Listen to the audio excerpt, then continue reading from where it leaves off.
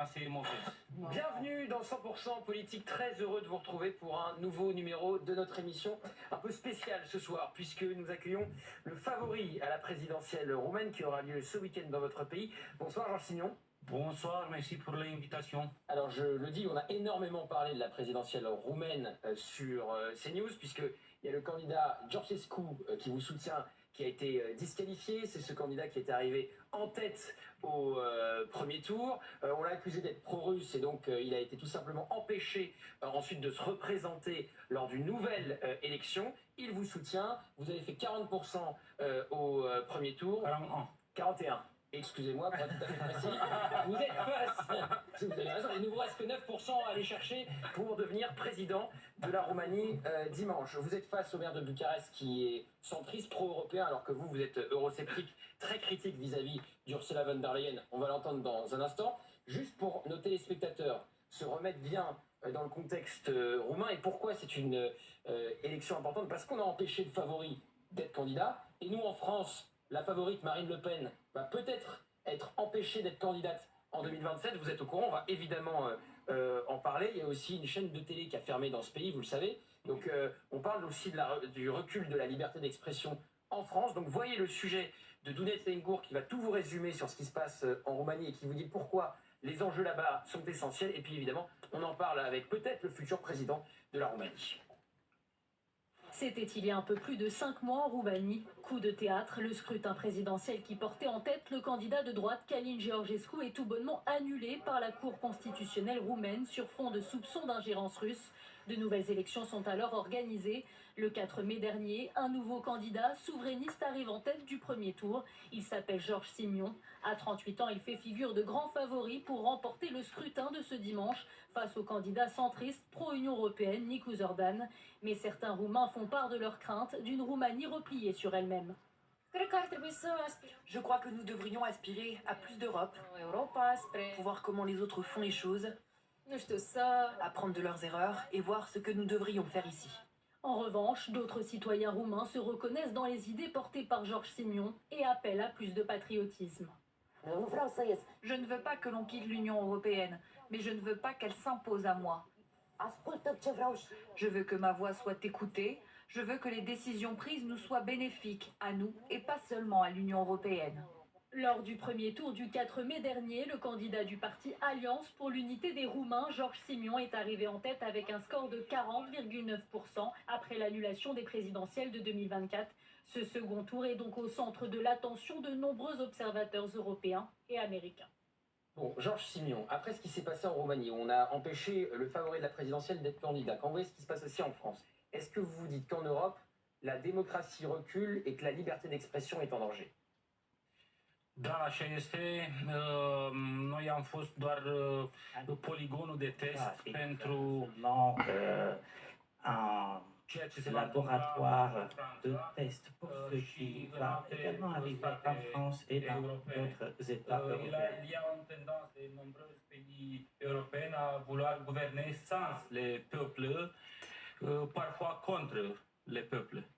Il y a le cas de Marine Le Pen. Certains pouvoirs croient que leur rôle est d'éclairer les peuples plutôt de les écouter. En tant que conservateur, je suis attaché à une vision classique de la démocratie. C'est au peuple de choisir leur destin. D'accord. Vous êtes très critique vis-à-vis d'Ursula von der Leyen, vis-à-vis de l'Union européenne. D'ailleurs, Ursula von der Leyen, l'Union européenne, montre son inquiétude à l'idée de votre élection. On a, par exemple, on va pouvoir l'entendre dans un instant, Valérie Hayé, qui a été la tête de liste Renaissance en France pour l'Union, pendant les élections européennes, qui est eurodéputée aujourd'hui, qui dit qu'elle fera tout pour vous faire battre. Il y a le cas de Thierry Breton aussi. Thierry Breton, oui. Je parle l'ancien commissaire. En roumain, c'est mieux que mon français. Alors vous allez reprendre le roumain, et je le dis, n'hésitez pas à nous mettre le traducteur bien fort en plateau. Allez-y. J'aime la France, j'aime la culture française, J'aime le peuple français, mais je n'aime pas les tendances dictatoriales d'Emmanuel Macron. Ah, vous dites que Emmanuel Macron a une tendance dictatoriale? Franța s-a implicat în Alors, la France din România. est immiscée dans les élections de Roumanie et l'ambassadeur de France sur ordre d'Emmanuel Macron Președintele Curții Constituționale a discuté avec le président de la Cour constitutionnelle, celle qui a annulé les élections à Roumanie. L'ambassadeur de France est en train de faire la tournée ces dernières semaines dans toutes les régions roumaines afin de persuader les hommes d'affaires et les institutions roumaines de soutenir mon contre-candidat. Le maire de Bucarest. Donc vous dites qu'il y a une ingérence d'Emmanuel Macron dans l'élection roumaine. Alors je tiens à vous dire que nous sommes en démocratie, qu'il n'y a pas de tendance dictatoriale du président français. Et si vous êtes élu, Georges Simion, dimanche, si vous traitez déjà vos homologues de dictateurs, ça promet pour les relations internationales entre la Roumanie et la France. C'est très grave. Noi nu suntem Iran. Nous ne sommes pas l'Iran, nous ne sommes pas un pays où c'est des ayatollahs puissent dire qui peut être candidat et qui ne peut pas. C'est exactement votre situation en France où Marine Le Pen, concrètement, elle a reçu l'interdiction de la part de certains juges et il ne revient pas aux juges de dire qui peut candidater et qui ne peut pas le faire. Oui, c'est ce qui arrive à Marine Le Pen en France. Vous faites un parallèle entre ce qui s'est passé en Roumanie avec Georgescu qui vous soutient et qui n'est plus candidat, et avec ce qui va peut-être se passer pour Marine Le Pen. Vous reprenez les mots de J.D. Vance qui avait dit, le vice-président américain, la démocratie recule en Europe? Și fac o paralelă și cu Iranul. Oui, et je fais également le parallèle avec l'Iran, Unde ayatollahii, où il y a les ayatollahs. care decid cine poate candida. Alors vous allez très loin, parce qu'on ne peut pas quand même comparer, je vous jure. En France, 100% politique avec Gauthier Lebret, ça peut avoir lieu. En Iran, je fais pas long feu. În Franța, da, însă în Oui, România en France, c'est comme ça, mais en Roumanie, s-au anulat alegerile il y a eu des fără a élections prezenta annulées un motiv. sans qu'on présente une raison bien précise. Alors, je ne pense pas que vous serez reçu tout de suite à l'Élysée si vous êtes élu dimanche. Je n'ai besoin d'être à Élysée. Je respecte le peuple français, je respecte la culture française, mais je ne respecte pas les tendances impériales. Je ne respecte pas l'intervention d'Emmanuel Macron dans notre démocratie. Bon, donc je le redis, la France n'a rien à voir avec l'Iran, évidemment. Éric Revel, qui est journaliste économique. Si vous êtes élu dimanche, il y a des négociations qui ont commencé à Istanbul entre Russes et Ukrainiens. Quelle serait la position de la Roumanie si vous êtes élu dimanche vis-à-vis de ce conflit? Notre position est la même de notre allié stratégique, les États-Unis. Nous voulons o încetare a focului. Ce que nous souhaitons, c'est un cessez-le-feu, un armistice. Noi vrem pace pentru că acest Nous război voulons durează la de paix, prea mult car timp. cette guerre dure depuis trop longtemps. Și este timpul ca Et să il est avem temps un armistițiu și d'avoir negocieri un de pace. armistice et des négociations de paix. Et comment vous jugez l'action de Vladimir Poutine en Ukraine? Vous avez dit que c'était un criminel de guerre, je crois, récemment. Un criminel de guerre, oui, c'est une attaque inadmissible pour les droits internationaux. C'est mon opinion que Russie are aceeași metodă de La a Russie, proceda. elle a toujours les mêmes procédés, les mêmes De a façons de crea faire. conflicte Il înghețate s'agit de créer des conflits gelés, și de a crea haos peste et tot în Europa. de semer le chaos partout en Europe. Dar soluția nu este să Mais finanțăm la solution n'est pas de financer un război care nu une se va opri. guerre Donc vous n'êtes pas pour l'aide à qui ne l'Ukraine? s'arrête plus. À ce moment, nu. En ce moment, non. Bon, Éric Tegner, on va revenir avec vous sur ce qui s'est passé. Dites-nous, en fait, expliquez aux téléspectateurs pourquoi ce qui se passe en Roumanie est essentiel et pourquoi c'est important d'avoir Georges Simion, qui sera peut-être, je le redis, le futur président roumain pour les relations avec la France, ça promet. Pourquoi c'est important de l'avoir ce soir et pourquoi ce qui se passe en Roumanie est important et pourquoi les Français doivent s'y intéresser?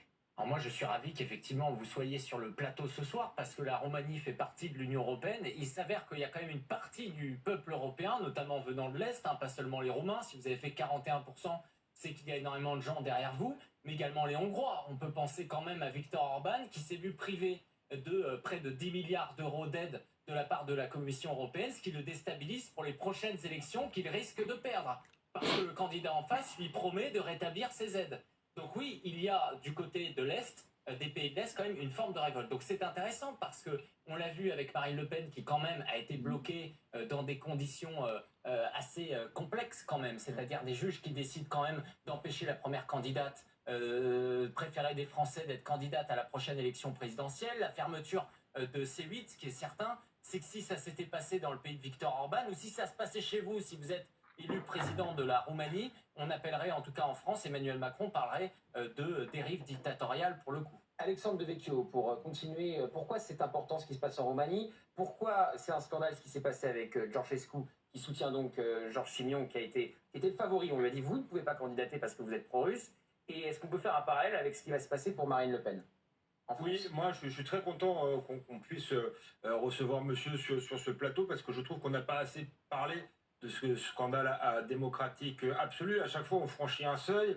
En France, François Fillon, on a eu une affaire déclenchée en pleine campagne présidentielle. Maintenant, on a une candidate qui est éliminée quand même avant de pouvoir se présenter. Et ce qui s'est passé en Roumanie est encore pire, puisqu'on a un candidat qui est arrivé en tête au premier tour et on a annulé tout simplement l'élection parce qu'il y aura eu des comptes TikTok, si vous voulez, qui auraient influencé l'élection. Il me semble que Barack Obama, quand il a fait sa première campagne, il s'est largement servi des réseaux sociaux. Ça n'a gêné personne. Je ne suis pas un spécialiste du débat roumain. Peut-être qu'il y a d'autres choses que ces comptes TikTok. Mais enfin, l'explication me paraît bien légère et je ne comprends pas pourquoi il n'y a pas eu un véritable débat dans les pays européens là-dessus. Et ça traduit une tendance plus large, et c'est ça qui est intéressant. Il y a deux visions aujourd'hui de la démocratie qui s'affrontent en Europe. Une classique, comme l'a dit monsieur, c'est-à-dire que la démocratie, c'est d'abord la souveraineté populaire, c'est d'abord le choix du peuple qui doit primer,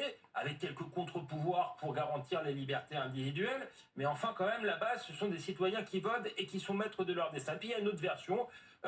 Finalement, la démocratie, c'est l'état de droit. Ce sont des fonctionnaires qui partagent tous une même vision, souvent d'ailleurs multiculturalistes, souvent technocratiques, et qui veulent absolument imposer leur vue au peuple. Et on voit bien que là, ça se tord entre ces deux visions de la démocratie, et qu'on voit bien que le système qui avait été construit de l'Union européenne, mais aussi de toutes les démocraties occidentales qui sont des démocraties de plus en plus juridiques et coupées des peuples, est en train de s'effondrer en réalité un peu partout en Occident, et on a une radicalisation du système. On ne peut pas l'appeler autrement, parce qu'en réalité ce ne sont pas des dictateurs, ce n'est pas Emmanuel Macron, c'est une vision du monde qui est partagée par tout un système, notamment un système technocratique et un système juridique, et ce système-là se tend et repousse toujours plus loin les limites, et on le voit là, jusqu'à aller à annuler une élection. Moi je crois qu'en démocratie il doit y avoir une alternance, même si les candidats d'alternance ne plaisent pas à certains, ils doivent l'accepter en réalité. Alors est-ce que vous pouvez nous expliquer comment ça a été possible en Roumanie de disqualifier comme ça le candidat qui vous soutient, et est-ce que vous pouvez répondre? Alors vous avez dit que Poutine était un criminel de guerre, mais est-ce que vous pouvez répondre, parce qu'on entend, y compris dans la presse française, que vous êtes vous-même pro-russe parce que vous êtes soutenu par un pro-russe et que vous êtes pro-Poutine et que vous allez vendre la Roumanie à Poutine? Je suis seulement pro-Roumanie. Je viens d'un pays où la Russie a laissé que de mauvais souvenirs. Je ne suis ni une amie ni un admirateur de Vladimir Poutine. J'ai fait partie de la famille politique qui a été clairement aux côtés de la souveraineté d'Ukraine. Mais je pense comme beaucoup qu'il n'a pas plus possible de continuer cette guerre sans fin. Mais quand vous voyez que Vladimir Poutine ne va pas aujourd'hui en Turquie pour rencontrer Volodymyr Zelensky, est-ce que Poutine veut vraiment la paix? D'habitude, Russia vrea numai haos. D'habitude, la Russie, elle veut uniquement le chaos. Și va încerca să Elle essayera scape de aceste tratative de pace, s'échapper à ces tratatifs de paix, care îl vor profila pe Donald Trump ca un făcător de pace. De faire voir le profil de faiseur de paix de Donald Trump. Noi în Est îi cunoaștem mai bine pe ruși decât voi. Nous, à l'Est, nous connaissons mieux que vous, les Russes. Noi am trăit prin raiul sovietic. Nous avons déjà connu la vie au paradis soviétique. Et vous n'avez pas envie d'y retourner, c'est ça que vous nous dites? La guerre maintenant est des Chinois contre les Américains. Et noi, Européenii, devenim din ce în ce mai slabi. Les Européens, nous sommes en train de nous affaiblir de plus en plus. Bon, on a compris, avec les propos que vous venez de tenir, on ne peut pas vous qualifier d'être pro-Poutine. On dit par contre, vous êtes un admirateur de Donald Trump. Est-ce que vous aimez le style Trump et est-ce que vous voulez être le Trump roumain? Noi luptăm pentru iubire de țară. Nous luttons pour l'amour du pays, pentru familie, pour la famille și pentru libertate. et pour la liberté. Sunt aceleași valori Et pentru care ce sont les mêmes valeurs pour lesquelles se bat le mouvement MAGA en Amérique. Și peste tot în Europa, popoarele se trezesc. En Europe, les peuples sont en train de s'éveiller. Et si vous êtes demain président roumain, est-ce que vous changerez les règles dans votre pays pour que plus jamais un candidat favori soit disqualifié d'une élection? Et est-ce que vous allez vous battre pour faire en sorte que la démocratie puisse arrêter de reculer, si c'est la théorie que vous défendez? Ne luptăm pentru statul de drept. Nous sommes en train de nous battre pour l'état de droit, pentru revenirea la ordinea pour constituțională, le retour à l'ordre constitutionnel, pour la démocratie même. Et les élections de dimanche sont cruciales non seulement pour la Roumanie, mais pour toute l'Europe. Ce n'est pas possible d'humilier un peuple, d'annuler des élections seulement pour que le candidat qui a gagné a des opinions alternatives. Et alors, pour qu'on comprenne bien, et ça sera ma dernière question, qui, selon vous, est responsable de ce recul de la démocratie en Roumanie, mais dans le reste de l'Europe? În România noi nu am avut, de fapt, o trecere En Roumanie, en réalité, nous n'avons pas eu le passage à la démocratie. Doar a fost ucis Ceaușescu, Il y a eu seulement l'assassinat de Ceausescu, dar comuniștii Mais și fosta les securitate communistes et l'ancienne sécurité au rămas pe aceleași poziții. sont bien restés sur les mêmes positions. Este pentru prima oară când avem Et alegeri cu pour la adevărat libere în première fois România. que nous avons des élections véritablement libres en Roumanie. Și asta sperie Et establishmentul cela fait peur à l'établissement de l'Union européenne, care nu mai are susținere populară, qui cum ne nu mai are jouit nici aici în plus Franța. d'un soutien populaire, comme c'est le cas d'ailleurs ici en France. Donc pour vous, c'est Bruxelles, c'est Ursula von der Leyen, C'est Emmanuel Macron. décidément, Emmanuel Macron. Mais vous dites que Emmanuel Macron, alors ça n'engage que vous dites qu'il s'est ingéré dans l'élection roumaine. Il est le seul leader européen qui a parlé d'une ingérence russe, qui n'existait pas. Et l'ambassadeur de France a un rôle actif dans notre campagne électorale. Très bien. Alors écoutez Valérie Hayé, puisque ça a été la candidate d'Emmanuel Macron pour les européennes, et elle a parlé de vous récemment. On va tout faire sur le terrain et nos partenaires pro-européens sur le terrain vont tout faire pour s'assurer que le prochain président roumain soit pro-européen, mener une campagne active, faire prendre conscience aux Roumains, qu'ils soient en Roumanie ou la diaspora roumaine, qu'il y a un enjeu démocratique de projet important pour l'avenir du pays et pour l'avenir de l'Europe, soit un projet pro-européen respectueux des valeurs et de l'état de droit, soit un projet qui va venir saper l'état de droit comme Viktor Orban le fait en Hongrie et pro-russe avec un soutien assumé à Vladimir Poutine. Donc c'est vraiment deux projets totalement différents. Qu'est-ce que vous pensez des propos de Valérie Hayé? Elle dit que vous êtes pro-russe, elle dit qu'elle va tout faire pour vous faire battre. Qu'est-ce que vous pensez des propos de cette députée européenne qui était la candidate du président français Emmanuel Macron? Sunt la fel de pro-rus cât este și Donald Je Trump. suis aussi pro-russe que l'est Donald Trump Cum este și Giorgia Meloni. et que l'est Giorgia Meloni. Cum este Kaczynski și Et Morawiecki în aussi Franța. que peuvent l'être Kaczynski et Morawiecki. De fapt, este poporul român și popoarele En din fait, Europa care se c'est trezesc. le peuple roumain et les peuples européens qui sont en train de s'éveiller. Qui se rêve. Oui. Et est-ce que ça, c'est une phrase d'ingérence pour vous, de Valérie Hayé, la députée européenne? Poporul român nu mai trăiește Bon, în epoca le peuple imperiilor. roumain ne vit plus à l'âge des empires. Și declarația ei mai degrabă îmi va Et face bine sa mie. déclaration sera plutôt en ma faveur, m'apportera plutôt un avantage. Vous pensez que c'est contre-productif? On en parle souvent. Éric Tegner. Moi, j'ai une question à laquelle on pensait avec Eric Revel juste avant. Le gouvernement français a annoncé cette année vouloir négocier avec les pays de l'Est pour y envoyer nos prisonniers étrangers, par la voix notamment de notre ministre de la Justice, Gérald Darmanin. Est-ce que vous, si vous êtes élu président de la Roumanie dimanche, vous allez accepter d'accueillir dans votre pays, dans vos prisons, les étrangers qui aujourd'hui sont dans les prisons françaises? Spre deosebire de Franța À astăzi, la différence de la France aujourd'hui, noi avem o țară foarte sigură, nous avons un pays qui est très sûr. nu avem migrație ilegală, Nous n'avons pas d'immigration illégale. așa că nu am dorit să luăm Donc, criminali. nous ne sommes pas désireux d'accueillir des criminels. D'accord, donc vous direz non. Et donc vous jugez. Alors c'est intéressant parce que en France, on dit que la France est en train de se mexicaniser, en prenant le Mexique comme un mauvais exemple. Est-ce qu'en Roumanie, quand vous avez des problèmes de sécurité, vous dites on est en train de se franciser et vous prenez la France comme un mauvais exemple de sécurité?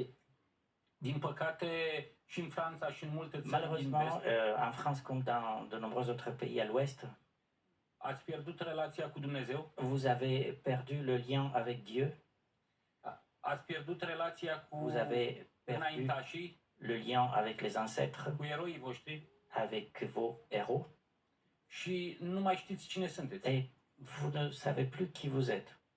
Este timpul să reveniți la tradiții, la credință, C'est le moment pour vous de revenir aux traditions à la foi să nu vă mai mutilați copiii cu operații de et schimbare de de ne sex plus mutiler vos enfants avec des opérations de changement de sexe, și să vă concentrați pe Ça n'a prosperitate. pas lieu pour les mineurs. de Ça vous n'a pas lieu pour les concentrer mineurs. sur la prospérité économique. Et comment vous jugez, donc on entend le réquisitoire que vous faites contre, non pas la France, mais contre les gouvernements français qui se sont succédés. Comment vous jugez la politique française sur l'immigration et la sécurité? Vous avez commencé un peu à en parler, mais allez-y plus, peut-être développer un peu plus. Comment vous jugez l'immigration et la sécurité en France? Cum am spus mai devreme, Comme je vous le disais tout à l'heure, este o politică de autodistrugere. c'est une politique d'autodestruction. Vă faceți rău singuri. Vous êtes en train de vous faire mal vous-même. În 20-50 de ani, Franța, ca o țară Dans creștină europeană, 20 ans, 50 ans, la France en tant que pays chrétien européen nu va mai exista. n'existera plus. Ah oui. C'est mon opinion. Et on deviendra quoi?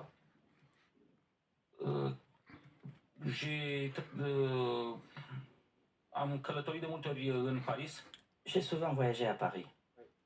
și din ce în ce mai multe orașe ale Franței Et încep să arate ca de Paris. plus en plus de villes françaises ressemblent à Paris. Periculoase, Des villes dangereuses, murdare sales și fără Dumnezeu. et sans Dieu. Eh ben, tout ça ne nous réjouit pas, hein? Ça ne nous réjouit pas, Rachel. Peut-être un petit mot. Buonasera. Bun venit. Bun venit. Mulțumim, merci beaucoup. Ouais. Tu es très gentil. Elle est très gentille, elle est très gentille. Oui, elle est très gentille. Ça, on est d'accord, elle est très gentille. Non, mais, en fait, ce qui est intéressant dans vos propos, c'est qu'on voit bien à quel point l'Europe ne parle pas la même langue, justement. C'est-à-dire que vous avez une histoire, des traumatismes, plusieurs traumatismes qui sont encore là, que je peux ressentir, beaucoup de souffrance aussi. Et est-ce que comment vous vous projetez en tant que peut-être futur président? Est-ce que c'est plus une politique, selon vous, de revanche ou une politique de vengeance? Avem nevoie și în Franța, Nous dar și în avons Europa, besoin, en France comme en Europe, de pace de paix. și de vindecare. Et aussi, nous avons besoin de guérison. Au fost prea multe războaie, Il y a eu trop de guerres, s-au comis prea multe abuzuri, on a commis trop d'abus. ultimele în partea noastră a Europei făcute de Les comunism, derniers de l'autre côté de l'Europe de la main des communistes. Și acum este timpul să iertăm și să Et vindecăm. maintenant, il serait le temps de pardonner et de guérir. Oui, Eric, vous disiez tout à l'heure Vladimir Poutine était un criminel de guerre, et en même temps vous reprenez exactement les arguments de Vladimir Poutine qui accuse l'Occident, donc la France, de perdre ses valeurs et de perdre ses repères, notamment chrétiens. Donc vous taxez le criminel de guerre, mais en fait vous reprenez exactement les mêmes arguments sur la... Je n'accuse pas la France, j'accuse votre gouvernement, j'accuse Emmanuel Macron. Nous sommes latins comme vous et nous sommes fiers. La Roumanie et dans ma opinion la France doivent se battre ensemble pentru moștenirea noastră creștină. Et sur Poutine, donc c'est un criminel de guerre en même temps. Oui, c'est vrai. C'est un ancien colonisateur. Oui, Eric. Moi, ce que je trouve passionnant, c'est que Emmanuel Macron, il fait partie quand même de toute cette mouvance politique qui, pendant des décennies, a voulu l'élargissement de l'Union européenne. Donc vers notamment des pays comme la Roumanie. Ce que des personnalités comme Marine Le Pen ou même Marion Maréchal, qui est votre allié, ne voulaient pas à l'époque. Et aujourd'hui, on se retrouve avec cette même élite qui est embêtée par cet élargissement parce que les pays de l'Est, effectivement, sont beaucoup plus conservateurs face aux progressistes. Est-ce que vous pensez que les pays de l'Est, justement, ont vocation peut-être à réveiller l'Ouest de l'Europe? Eu cred că Europa de Est va Je redeștepta crois que l'Europe de l'Est va réveiller tot continentul tout le continent. și doar pentru că suntem în Est, Et seulement parce que nous sommes situés à l'Est, nu ne confundați cu Rusia il ne faut pas nous confondre avec la Russie. și nici cu Ucraina, Et avec l'Ukraine non plus. care are de multe ori reflexe sovietice. Bien souvent a des réflexes de type soviétique. Ni avec la Pologne. La Pologne est un modèle pour nous. Et l'Italie, con Giorgia Meloni. Oui, c'est une de vos alliés. Vous l'avez rencontré récemment avec le groupe ECR, donc des conservateurs au Parlement européen, et vous avez rencontré Marion Maréchal aussi. Oui, donc oui, on vous oui. situe. En France, votre allié, c'est Marion Maréchal, et en Italie, c'est Giorgia Meloni. On peut le dire comme ça. Oui. Ces 3 derniers jours, je suis allé à Varsovie, à Rome, à Bruxelles et maintenant à Paris. Et à Varsovie, c'est l'ancien Premier ministre polonais, votre allié. Oui, Mateusz Morawiecki, 6 ans Premier ministre, et Andrei Duda, le président de Pologne. C'est un peu ces deux lignes qui vont se retrouver face à face dimanche en Roumanie. La ligne de l'ancien Premier ministre polonais, c'est vous, et la ligne pro-européenne, c'est le maire de Bucarest, qui est la ligne de Donald Tusk, qui est aujourd'hui devenu Premier ministre polonais. Românii sunt europeni și ca istorie și Les ca geografie. Roumains sont des Européens par leur histoire comme par leur géographie. Și sunt democrați spre deosebire de Emmanuel Ils sont Macron. des démocrates, à la différence d'Emmanuel Macron. Alors là, vous m'obligez à redire que si nous n'étions pas en démocratie, je ne pourrais pas tenir cette émission. Attendez, laissez-moi aller au bout. Laissez-moi aller au bout. Laissez-moi aller au bout.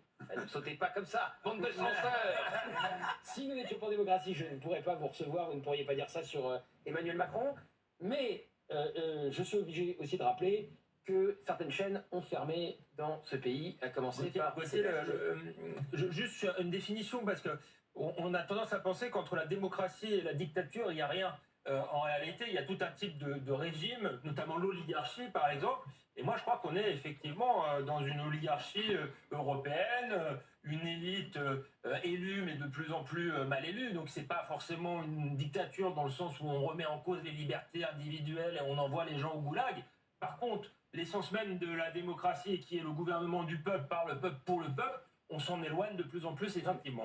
Pour moi, il y a deux faits majeurs. C'est empêcher Marine Le Pen d'être candidate, on verra, ça c'est ce qui s'est passé aussi en Roumanie, et c'est fermer 2 chaînes de télé, dont une qui dérangeait le pouvoir en place, je peux le dire comme ça. Et Amine El Khatmi avait une question. Oui, une question qui est un peu en lien avec le sujet dont nous discutons. On entend les critiques très vives que vous formulez à l'égard d'Emmanuel Macron, et la preuve que nous sommes dans une démocratie, c'est que sur cette chaîne et dans un très grand nombre de médias dans ce pays, on peut critiquer très fortement le président de la République sans craindre que la police vienne nous chercher chez nous pour nous envoyer en prison. Mais est-ce que tout en portant ces critiques, vous pouvez entendre que le parallèle que vous avez établi tout à l'heure entre la France et le régime iranien, où on rappelle quand même qu'on enferme des opposants et qu'on tue des femmes parce qu'elles enlèvent le voile, peut à minima heurter un certain nombre de nos téléspectateurs, y compris des gens qui n'aiment pas Emmanuel Macron? Et il y en a dans ce pays. Oui, nous ne sommes pas l'Iran. C'est le cas de Marine Le Pen. Si Marine Le Pen est censurée, c'est toute l'Europe qui est en danger. Ce n'est pas que niște judecători nu pot decide procesul electoral. Juste quelques juges ne peuvent pas décider du processus des élections. Et vous n'avez pas répondu à Amine qui vous reprochait la comparaison que vous avez faite entre la France et l'Iran. Franchement, il y a rien, je vous jure. Hein. Je suis né dans ce pays, j'y ai vécu une bonne partie de ma vie. On n'a pas grand-chose à voir avec le régime des ayatollahs. Hein. Ce n'est pas aux juges de faire les castings d'une élection. Oui, ça on a compris. Ça on a bien compris. Mais nous sommes peut-être d'accord, Georges Signon, que sur le reste, en dehors, on n'a pas grand-chose à voir avec l'Iran. Oui, oui. Mais en Roumanie... Pas encore, dit Alexandre de Becchio, s'il vous plaît, Alexandre. Non mais Alexandre, c'est pas possible. Pour d'autres raisons qu'Emmanuel Macron. În România am avut un candidat care n-a fost lăsat să candideze. Il y a eu un candidat empêché de se porter candidat. Fără a oferi vreo explicație. Sans și asta se întâmplă și cu ayatollahii. Et c'est ce qui arrive aussi du côté des ayatollahs en Iran. Bon, oui, le mot de C8, on a parlé de Marine Le Pen, mais on pourrait parler aussi quand même du conseil scientifique pendant le Covid où Emmanuel Macron décidait sans aucune forme de contrôle. On peut parler de la façon avec laquelle quand même il a piloté le Parlement la première année en prenant, et c'était un député modem, Richard Ramossière, qui en parlait, les députés Renaissance En Marche comme des Playmobil. Quand même un ensemble de choses qui font qu'Emmanuel Macron, et même l'utilisation de la crise ukrainienne lors de la dernière élection pour bien surfer. Alors j'ai une question d'ailleurs, et on va se quitter parce que vous avez quand même une campagne électorale à mener. Moi quand j'ai dit j'ai Georges Signon en plateau, tout le monde m'a dit mais il doit pas gagner une élection en Roumanie, pourquoi il est en France? Mais j'ai une question à vous poser. Si vous êtes président dimanche, est-ce qu'on pourra autant vous critiquer en Roumanie qu'on critique Emmanuel Macron en France? Asta se întâmplă într-o democrație. C'est ce qui arrive dans une démocratie. Vom obține o victorie istorică duminică. Nous obtiendrons dimanche une victoire historique. Și în România și în Polonia. En Roumanie comme en Pologne. Și după aceea va trebui să... Et ensuite, il faudra... găsim ce ne unește, nu ce ne desparte. Retrouver ce qui nous unit et pas ce qui nous sépare. Mais vous accepterez les oppositions et vous accepterez la presse qui vous critiquera. Bien sûr. On est rassuré. Je sens Amine rassuré. Amine El Khatmi est rassuré. Très rassuré. Bon, vous reviendrez si vous êtes président de la Roumanie? Bien sûr. Et vous rencontrerez Emmanuel Macron si vous êtes président de la Roumanie? S'il veut. Oui. Oui, bien sûr. Oui. Et si vous le rencontrez, vous lui direz tout ce que vous avez dit ici, dans les yeux? Je crois qu'il va recevoir un rapport jeudi cette soir. Ah, vous pensez qu'on est regardé par le président de la République? alors là, écoutez, alors là, si on est regardé sur cette chaîne, avec plaisir. Alors là, il peut nous répondre demain. Alors là, avec grand plaisir. Et quand vous serez président, avec lui. Quand vous serez président de la Roumanie, il ne faudra pas aller voir la concurrence. Il faudra revenir ici sur CNews. Georges Signon, merci beaucoup. Merci beaucoup à vous. Merci beaucoup. L'élection, c'est donc dimanche. Dimanche, peut-être que je pourrais revoir cette interview en disant j'ai interviewé le président roumain, je suis pas peu fier. Une victoire historique dimanche et mon message pour les Français, allez les Bleus. Ah oui, réveillez-vous. Ah oui. Réveillez-vous. Oui, oui. Réveillez-vous. Et ben voilà, c'était le message de Georges Signon à la France. Donc c'est dimanche le scrutin, on devra peut-être vous appeler Monsieur le Président à partir de dimanche. On va se retrouver dans un instant. Alors voilà, vous nous dites réveillez-vous. Dans un instant, vous savez de quoi on va parler, Georges Signon, en France. En France, quand vous avez quelqu'un qui est un migrant en situation irrégulière, il faut quand même le marier, sinon le maire est condamné. Eh oui.